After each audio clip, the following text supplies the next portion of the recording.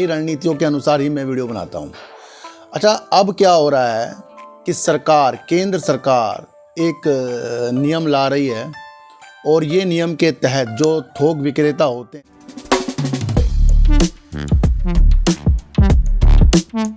नमस्कार, आप देख रहे हैं डीप सर 6 और आज बात करेंगे कि जो ये गेहूं के रेट जो बढ़ते जा रहे हैं ना, इसके ऊपर केंद्र सरकार क्या नियम ला रही है, क्या सीमा रख रही है कि भैया कितना गेहूं जो थोक वितरण पा सके, ताकि सरकार ऐसे ऐसे उपाय खोज रही है ताकि गेहूं की जो शॉर्टेज हो जाती है उसकी वजह से जो गेहूं के रेट बढ़ जाते हैं, सरकार कहीं ना कहीं इसके ऊपर काबू पाने के लिए वर्क कर रही है। देखो सर, न्यूज़ का जानना बहुत ज़रूरी होता है। कोई सी भी न्यूज़ जो हमारे लिए इफ़ेक्ट डालती ही है और खोजने वाले इस चीज़ से भी कुछ चीज़ें खोज ही लेते हैं ना। रणनीतियों के अनुसार ही मैं वीडियो बनाता हूँ।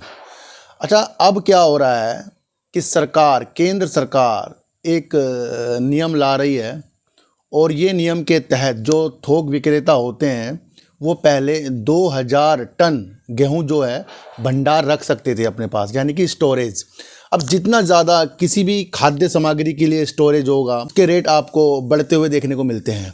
तो सरकार कहीं ना कहीं इस रेट के ऊपर नियंत्रण पाने के लिए, जो पहले थोक विक्रेता होते थे वो 2000 टन तक का स्टोरेज करते थे, अब वो सीमा जो है लागू करने के लिए स्थिति के साथ आ रही है, वो है 1000 टन। यानी कि थोक विक्रेता जो होते हैं अब 1000 टन तक ही गेहूं जो है भंडार रख सकते हैं।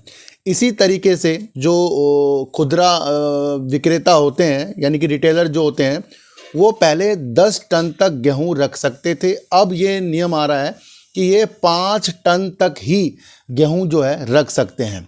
इससे काफ़ी चीज़ें आसान, आगे रेट में नियंत्रण हो सकता है जो सरकार सोच रही है।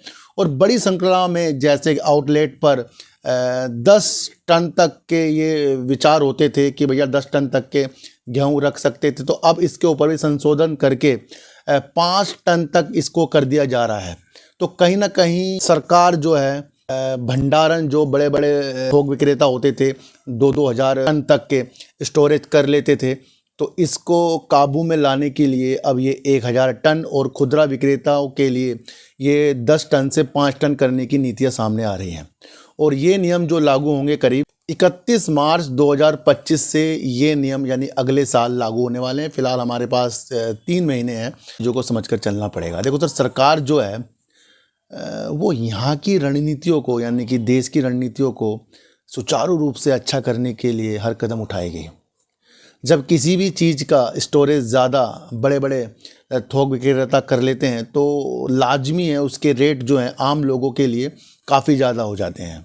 आपको पहले भी देखने को मिलता है कि कभी कभी टमाटर 100 रुपये तक पहुंच जाते हैं, प्याज भी 150 रुपये करीब पहुंच जाते हैं। भैया क्या हो रहा है? जब पैदावार इतनी ज़्यादा हो रही है तो उसके बावजूद भी जो प्याज और टमाटर के रेट इतने हाई क्यों हो जाते हैं? तो कभी आपने सोचा?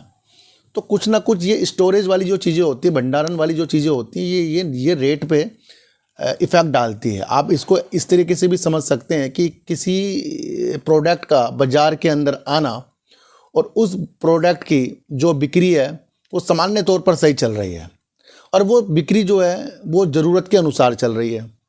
अब ज़रूरत तो चलती रहेगी। अब कोई चीज़ को कोई स्टोरेज कर ले, मतलब सब जगह से वो माल ले ले, तो अभी लाजमी मांग तो बढ़ी रही है। और जब वो ही प्रोडक्ट हमें पहले मान लो 20 रुपये का मिलता था, तो अब उसकी डिमांड हमें है पर वो प्रोडक्ट हमें नहीं मिल रहा है, यानी कि किसी ने स्टोरेज कर लिया, तो उसके रेट बढ़ जाएंगे फिर। और जब रेट बढ़ जाएंगे 20 वाली चीज़ हमें 30 में भी लेनी पड़ सकती हैं। तो इसी तरीके से रेट ऊपर नीचे हो जाते हैं ना। तो ये भी आपको समझना है।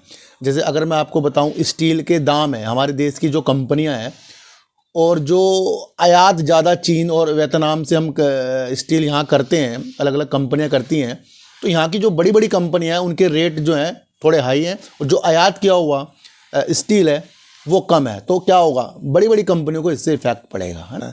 गिलास होता है, जो सोलर का गिलास होता है, जिससे आपको पता है सोलर एनर्जी की चीज़ें हो जाती हैं, वो भी ज़्यादा से ज़्यादा चीन से आयात हो रहा था।